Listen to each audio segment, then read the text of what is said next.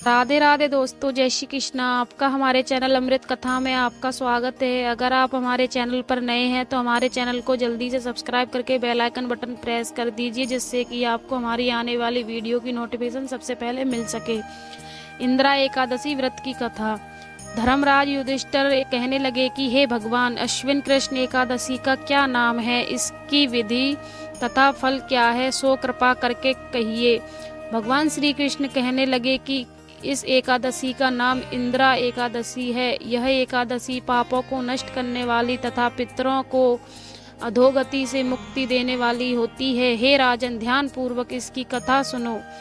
इसके सुनने मात्र से ही वायपेय यज्ञ का फल मिलता है। प्राचीन काल में सतयुग के समय में महेस्मित नाम की एक नगरी में इंद्रसेन नाम का एक प्रतापी राजा धर्म पूर्वक अपनी प्रजा का पालन करते हुए शासन करता था।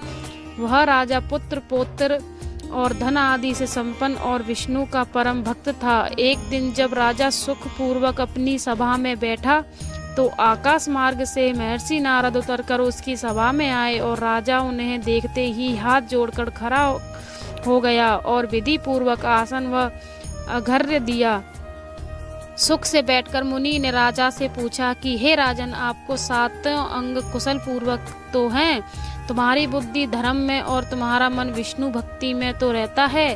देव ऋषि नारद की ऐसी बातें सुनकर राजा ने कहा, हे महर्षि, आपकी कृपा से मेरे राज्य में सब कुछ कुशल मंगल है तथा मेरे यहाँ यज्ञ कर्मादि सुकृत हो रहे हैं। आप कृपा करके अपने आगमन का कारण कहिए।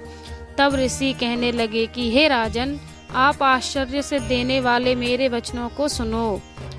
मैं एक समय ब्रह्मलोक से यमलोक को गया। वहाँ श्रद्धा पूर्वक यमराज से पूजित होकर मैंने एक धर्मशील और सत्यवान धर्मराज की प्रशंसा की। उसी यमराज की सभा में महान ज्ञानी और धर्मात्मा तुम्हारे पिता को एकादशी का व्रत भंग होने के कारण देखा। उन्होंने संदेशा दिया, सो मैं तुम्हें कहता हूँ।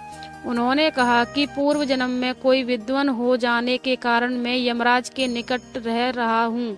सो हे पुत्र, यदि तुम अश्विन कृष्ण इंदिरा एकादशी का व्रत मेरे निमित्त करो तो मुझे स्वर्ग की प्राप्ति हो सकती है। इतना सुनकर राजा कहने लगा कि हे महर्षि, आप इस व्रत की विधि मुझसे कहिए। नारद जी कहने लगे, अश्विन माह की कृष्ण पक्ष की दशमी के दिन प्रातः काल श्रद्धा पूर्वक स्नान आदि से निवृत्त होकर पुनः दोपहर को नदी आदि में जाकर स्नान करें। फिर श्रद्धा पूर्वक पितरों का श्राद्ध करें और एक बार भोजन करें।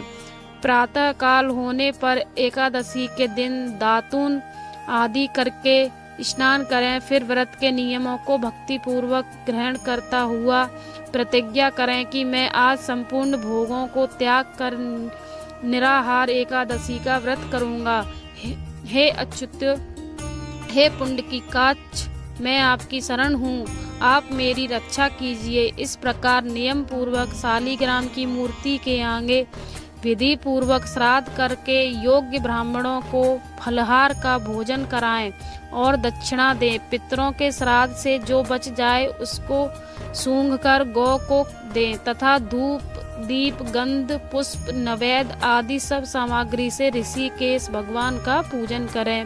रात में भगवान के निकट जागरण करें। इसके पश्चात द्वादशी के दिन प्रातः काल होने पर भगवान का पूजन करके ब्राह्मणों को भोजन कराएं।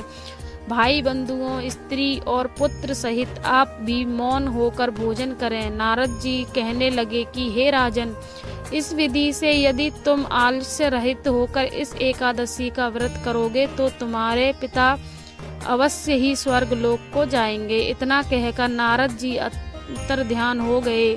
नारद जी के कथा अनुसार राजा द्वारा अपने बांधवों तथा दासों सहित व्रत करने से आकाश से पुष्प वर्षा हुई और उस राजा का पिता गरुड़ पर चढ़कर विष्णु लोक को गया। राजा इंद्रसेन भी एकादशी के व्रत के प्रभाव से निष्कष्ट राज्य करते अंत में अपने पुत्र को सिंहासन पर बैठाकर स्वर्गलोक को गया।